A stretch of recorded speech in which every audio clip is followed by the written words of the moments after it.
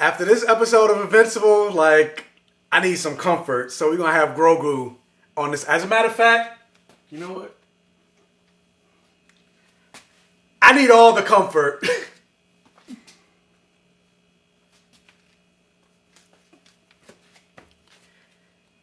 Yeah, because this episode was crazy.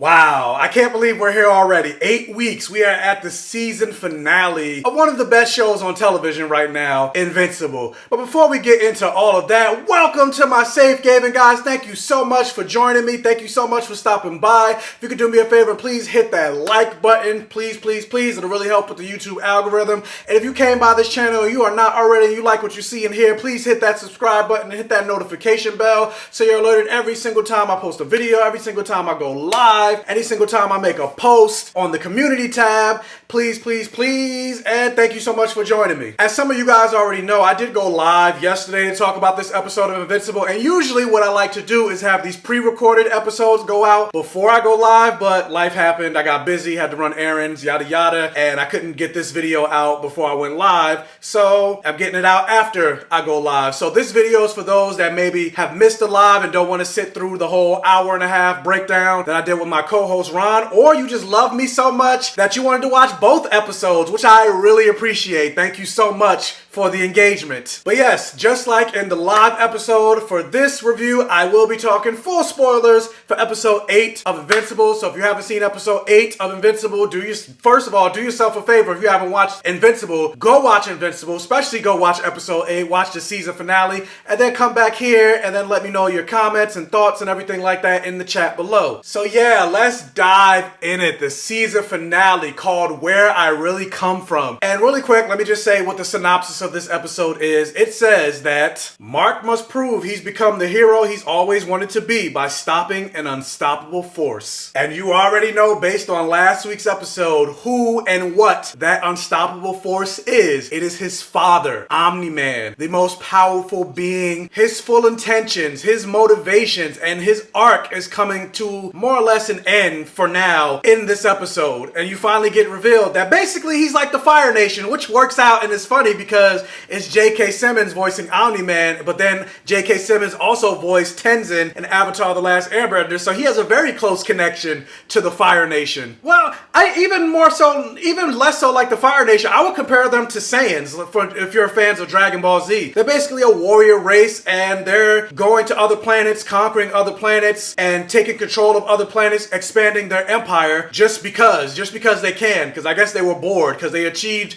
a utopian society on their planet, and now they just want to take over the rest of the universe. And oh man, like y'all already know, the things that I love in my fantasy are blood, sex, gore, and magic, yes, with a K. And this episode was the most gruesome episode of the entire season. Even when you get to the opening title card where, you know, they have the Invincible and then a little bit of blood splatter. No, there wasn't a little bit of blood splatter in this whole episode. It's almost like the movie Carrie, where they had like the bucket of pig's blood that poured on Carrie. It's like they took the whole bucket and threw it on the title card. So you knew this episode was going to be brutal, and brutal it was. As I've said before in other reviews for Invincible, I'm currently reading the comic book. I'm only on issue 23 so far, so everything that happened in this episode with Omni-Man and Mark and things like that, I've already read it, so I knew what was coming. I knew ultimately what was going to happen in this episode, but bitch, you thought, because everything I thought I knew did not happen in this episode. I mean, obviously the same story beats, but how it happened? Whoa, man, because Omni-Man is not for play in this episode. Like, he was way more brutal and vicious in this episode than he was even in the comic book. In the comic book, he was a little bit more sympathetic. You could tell he was holding back a little bit,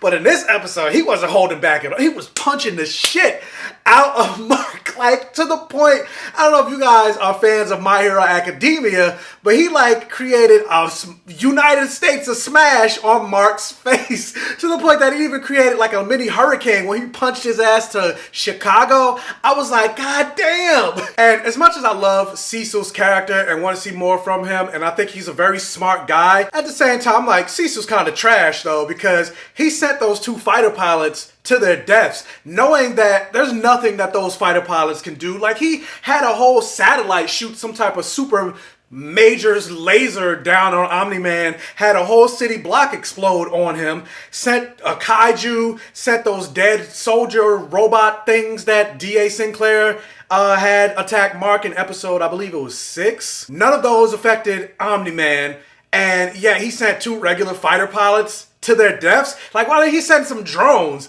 That was kind of fucked up. And then I felt even more upset because the black fighter pilot, he ended up dying right in front of Mark, but then they let the white woman get away. I was like, oh, come on. And then especially considering Omni-Man was the one that killed her, I was like, it's some old bullshit. But I felt so bad for Mark and Debbie in this entire episode. Like, Omni-Man, he basically called her a freaking dog. He's like, yeah, I love Debbie. I love her like I love a pet. And I was like, God damn. And part of me, obviously, I don't necessarily believe him. I think, the saying, Duff the lady protests too much. I think he's just saying that stuff to convince himself and to convince Mark.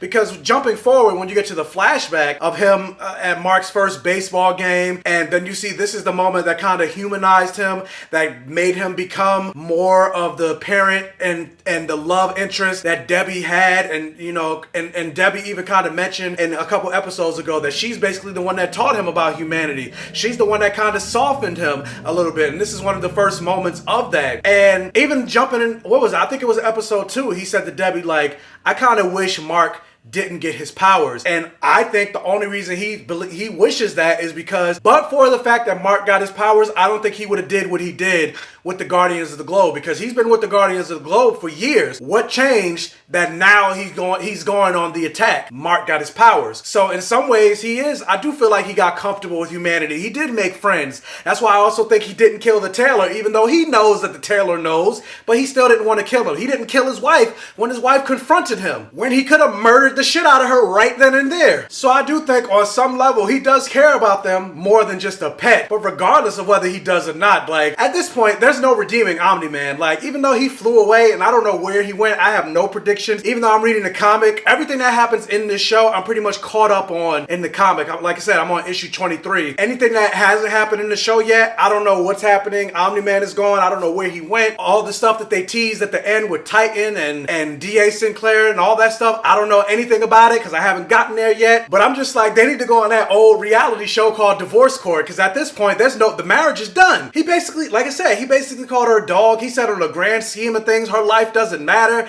Like, and I feel so bad for her. I feel so bad for Debbie, because it's just like, this is the man that you spent your life with. This is the man that you spent years building a life with, and you had a child with. Like, and then for him to just come out and say, oh, it was all a game, it was all a lie, like, goddamn. And earlier today, I went live to talk about this episode as well on Movie Files' channel. If you don't know who Movie Files is, definitely check his channel and his page out. I'll leave the link for the live up here as well.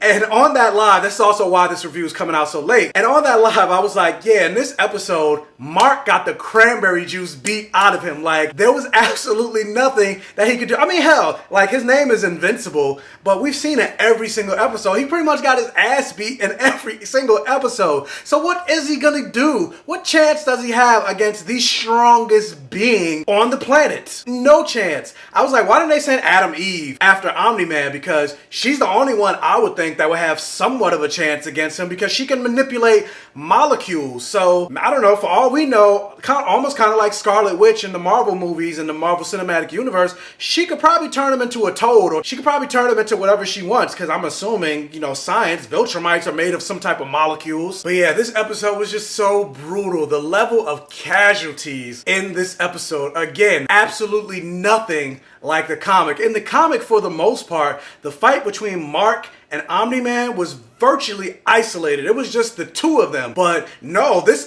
kind of shows you the level of destruction and death and chaos that would actually happen if superheroes existed in the real world. Like, they kind of went into it a little bit in Man of Steel, but even then they didn't show the level of the level of death and casualties in Man of Steel. And this is a more realistic version of that. If the Hulk is rampaging and fighting Abomination in a city in like New York or whatever, there will be a shit ton of death, but you don't really see that in these movies. Of course, obviously, that the movie's a PG-13, so they're not going to show that, but they don't have that problem in this movie. This movie, or this show, is straight rated R. I definitely feel like the boys are taking notes from watching this episode and this entire season of Invincible, because they're like, oh, we're gonna kick our blood and gore up to another level in the next season, and I'm here for all of it. Again, blood, sex, gore, and magic with a K. And even though I kind of find the relationship or whatever they're doing with Rudy, who used to be Robot, and Monster Girl, which I'm like, did they ever give her actual name? I can't think of what her actual name is, but Rudy and Monster Girl, I find it very weird. But even with that, I was with Rudy when he was like, yeah, Cecil told us to stay right here. Like, I would have been like, I'm not going anywhere, because the Guardians of the Globe were like, oh, we need to help Mark. And I'm like, not like the blood of what happened to the last Guardians of the Globe is still on the wall. And this new incarnation of the Guardians of the Globe, they definitely need to train better, because for the most part, they suck. And they're not as powerful as the previous incarnation of the Guardians of the Globe, even if they train. So I'm like, what exactly are y'all going to do against Omni-Man? What's Rex Small going to do? Throw some, like, exploding keys, thinking that's going to do anything? An entire city block blew up and it did nothing to Omni-Man. And Monster Girl pretty much got her shit rocked by Battle Beast. And I don't know how powerful Battle Beast and Omni-Man, comparatively speaking, are, but that's a fight I need to see, like, yesterday. Like, I want to see Battle Beast and Omni-Man throw down right now, because I need it. I need it. Battle Beast, we only had him for that one moment, but he's my favorite character so far, and I want a figure of him, like a Hot Toys or something like that, because I will buy that immediately. But yeah, man, that train scene where Omni-Man just continuing to show how ruthless he is, when he grabbed Mark by the back of the skull and held him up to that train. I did not know what was going to happen. I thought maybe he was just going to use the train to injure him or whatever. But the way this happened and the scene, like, and then that scene went on for a while, because he's going through, like, you think about a subway car is pretty long. So they're showing him go through the entire subway car, and obviously Mark is super strong compared to the average human being. So when they're hitting him at that speed, it's not hurting him, but these humans, they are exploding, losing body parts, blood, gore, all of that stuff. And I was like, oh. And it's funny, like, I know a lot of people like maybe had a hard time watching that scene and everything like that. And me, I felt bad for Mark. Honestly, the fact that he had to go through this, because life is precious to him. Human life is precious to him. He's grown up on Earth. He's made connections on Earth. These Earthlings are his family, more or less. That's why he became invincible, to be the protector of Earth. And like, even though this scene was very graphic and brutal, like me, I'm a sick person. Again, as I said, blood, sex, gore, and magic with a K. So this entire scene, I felt like Emperor Palpatine in Revenge of the Sith, with how bloody it was. I was just like, yes, unlimited power. I loved all of it. I was here for all of the blood and gore. Like, it just made me smile, and I just laughed. Because how brutal and unexpectedly brutal it was. And I do feel like overall, with the way this episode was animated, I do feel like this was the best animated episode of the entire series so far. Because I know there were certain moments in the beginning, especially like when Mark first was learning how to fly, he first took on the costume and things like that. There were certain moments where the animation looked a little clunky. Hopefully, because now, if you guys, I don't know if you guys know, but it was announced that this show has been renewed for a season 2 and a season 3. So hopefully in season 2 and 3, they increase the budget for the next seasons, and they give it a little bit more episodes, and they put more of the budget into the animation. Because I mean, I think I mentioned this before, but look at the voice cast in this show. I'm pretty sure the majority of the budget went to paying these actors. That's why there was only 8 episodes, and that's why I think the animation was stifled in certain moments, because yeah, they were paying off all these actors, but I'm like, as much as I love the voice cast, they didn't have to get so many A-list actors. They could have got some regular voice actors and put most of the money in the animation, but that's a whole nother topic. But then when you got to the end, when Omni-Man is putting so much of his force and punches, like he's not holding anything back, into Mark's face, and then like his eye is so swollen, it looks like the front of E.T.'s skull. Like, you know how E.T.'s forehead is like super long? That's basically what Mark's eye looked like. And they knocked out his teeth, and then it gave him that flashback flashback of what his son looked like when he actually didn't, when he had the 2 missing teeth. That's the thing that made me go like, see, this shows me that, yeah, Omni-Man does care about his son. Omni-Man does care about his wife, because why would he have that flashback? But even still, he brutalized the hell out of Mark. And then just hearing like the blood in his lungs as he's talking like, I'd still have you, Dad. That was even a bad, I didn't have enough curdle and gurgle in my lungs from blood. But like, ooh, this was a painful episode for Mark, both emotionally, physically, and spiritually. Like, goddamn. And then you get to the second half of this episode where, you know, Debbie's trying to put on a strong front for her son and you know, basically saying I'm proud of you and things like that, but showing that she's not okay. She broke down crying, and I kind of like the moment that she had with Cecil, where they were kind of explaining her financial situation and explaining that Nolan's death will boost his book sales and everything like that, so they don't have to worry about anything financially. I always like that, because something I'm always curious about is how do superheroes that aren't like Tony Stark, Bruce Wayne, Mr. Terrific, etc., how do they make money? Really. And I mean, I did mention last week, because you get to this scene when they finally get home and Amber shows up, and I mentioned last week I had a big problem with her reaction in the last week's episode. So then when she came to the door and she hugged Mark and gave him a kiss and things like that, I was like, get the fuck off of him. Like, you don't deserve that. And like, again, because I don't like her react. Like, to me, it makes absolutely no sense. It almost seems as if like when they were writing that particular episode, they were just like, oh, what do we do with Amber in this episode? Let's just have her throw a hissy fit with Mark being revealed to be invincible. But it's like, but what about all the other stuff that happened? It doesn't make sense for all the other stuff that happened to her that she would get upset that Mark left during the college only for him to show up as Invincible and save their lives. Obviously, if she knew that was him, she knew he didn't leave. So why is she upset? And I get the whole argument about she's mostly just upset that he lied to her. Like, yeah, just because you're a superhero, yeah, just because you're saving the world, that doesn't mean you're not a liar. You didn't tell me the truth. And I don't know if you guys are fans of Blur It Without Fear, but he made this argument. I mean, I can see what he was saying, but at the same time, like, nah. So he was basically like, imagine if you're dating somebody that's a superhero and they don't tell you they're a superhero, and somebody finds out their identity, and so because of that they want to attack the people closest to them. Almost kind of what happened with Spider-Man when he revealed during the Civil War comic that he was Peter Parker. What did the Kingpin do? The Kingpin went after him during his home life, and they ended up accidentally shooting Aunt May. So what if somebody's trying to get close to you or take you out as a superhero, so they kidnap somebody that you love, they kidnap a loved one, but yet you have absolutely no idea what's happening. You didn't know that this person was a superhero.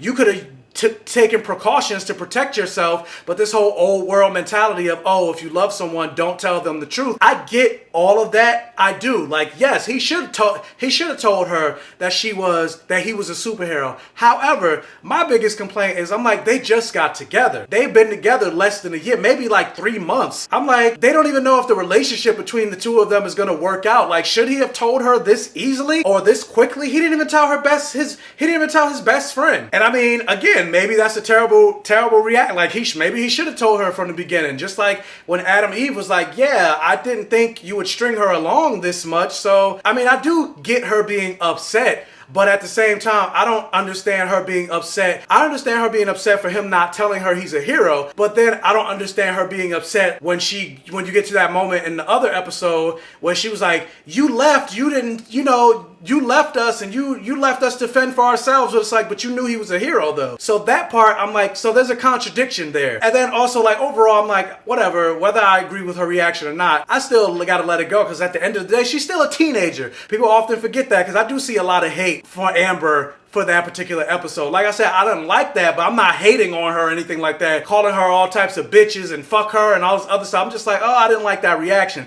But yes, at the end of the day, she's a teenager. We all did problematic shit as teenagers that we wouldn't do today. Hell, there are people that's doing problematic shit today that haven't learned and grown up. But another character I continue to have a problem with, because it's like every episode they just do make it worse and worse. I'm at this point, now that the show is over, I don't like William. I don't understand why him and Mark are best friends. Like, even in this episode, everybody's trying to comfort Mark. He's like, can we please talk about something else? I don't want to talk about my dad. And instead of being his best friend, instead of being his confidant, instead of being the person that's supposed to be there for him, the person that, he can laugh with and hang out with and chill with and, all the things that's supposed to go into being a best friend, he's like, are you serious? We got to talk about something else. That's all everybody's talking. Even Eve and Amber looked at him like, dude, what the fuck is wrong with you? And again, I don't understand. And granted, everybody, show has moments where friends, maybe one friend will say something that'll piss you off and everything like that. But for the most part, every time I see William and Mark, William says something that pisses Mark off, to the point that even when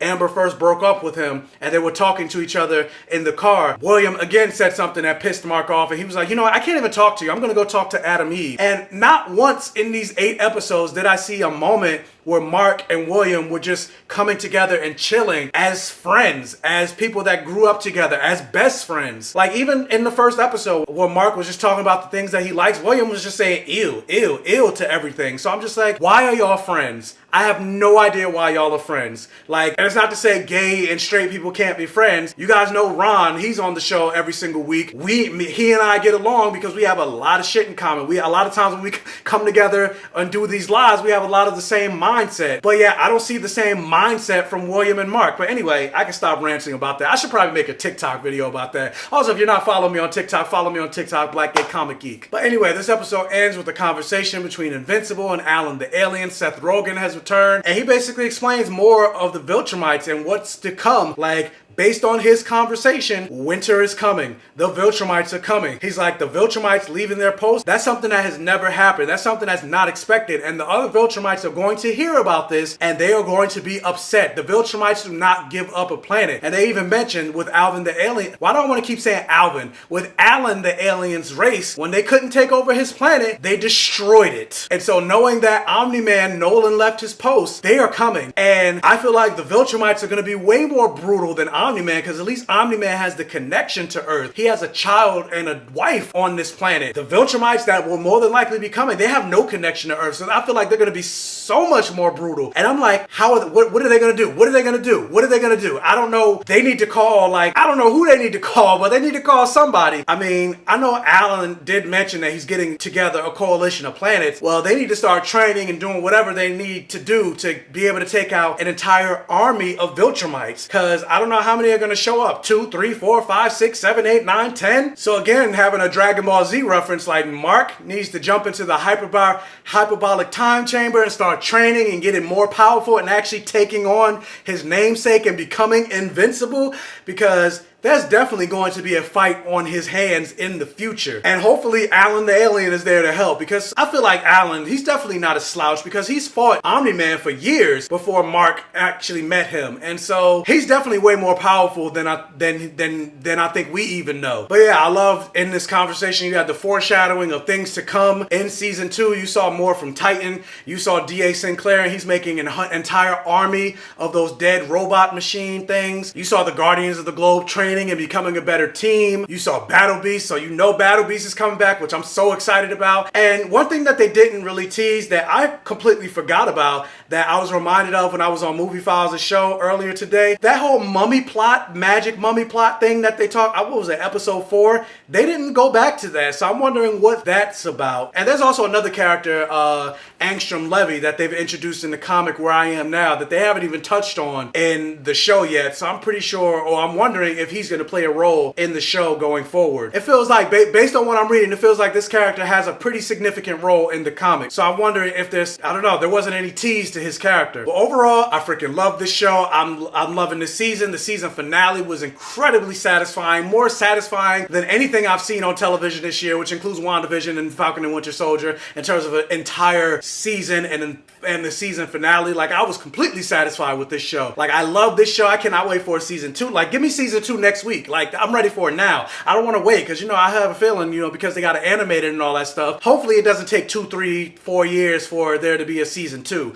Hopefully they were doing season 2 like right as season 1 was airing, and so they're going to roll out season 2 like next year. I hope, fingers crossed. But yes, I will give this episode, and I will give this entire season of Invincible a blockbuster. And so far, even though we just got to May, it's definitely my favorite television show of the year. But enough about me rambling. The question is, what did you guys think about this episode of Invincible? What did you think about the show overall? Are you reading the comic? What do you think about and the differences between the comic and the show? Which one do you like better, the comic book or the show? Let me know down in the comment section below. Also, if you can, hit again, that thumbs up button. It'll really help out the channel. And again, if this is your first time checking out one of my videos and my channel, welcome. Please check out the other videos on my channel. If you like what you see, please subscribe for more and hit that bell notification button so you're alerted every single time I post a new video. Tell your friends, families, and neighbors about my channel to help me continue to grow. And as always, I will catch you guys next time.